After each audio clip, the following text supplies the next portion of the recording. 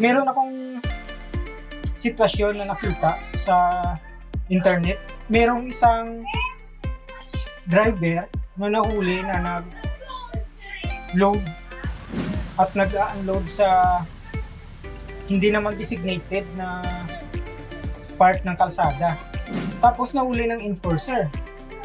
So ngayon nagrereklamo ito si driver kasi nga marami namang nauna sa kanya. Tapos bakit siya lang daw ang hinuli? Napaka-unfair daw. First of all, yung mundo natin, talagang unfair naman. Huwag ka nang magreklamo na unfair.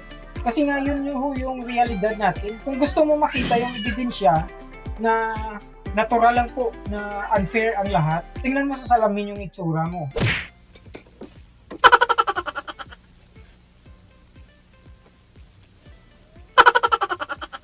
Tapos sabihin mo sa sarili mo kung nasaan ang fairness dyan.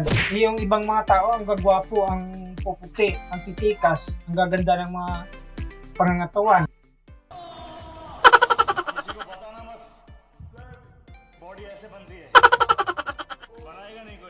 So ganun talaga yung mundo natin, hindi talaga patas.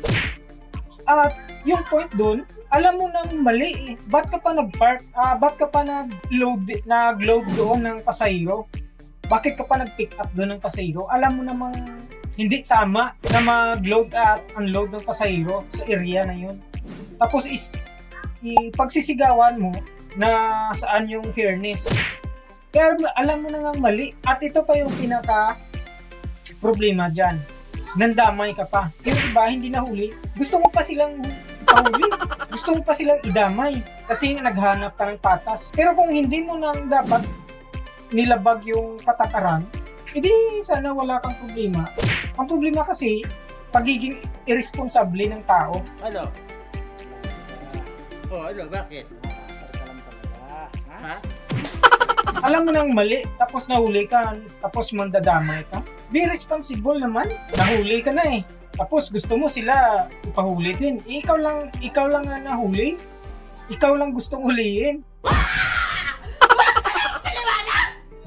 At kahit ano pang rason mo, kasi nga, nagkamali ka eh. Ngayon, ipagsisigawan mo yung tinatawag na fairness. Alam mo nang mali. Kasi pag ganun talaga yung mundo natin, hindi talaga patas. So, ang sa'yo lang dapat, nagiging responsable ka. Okay mga chong?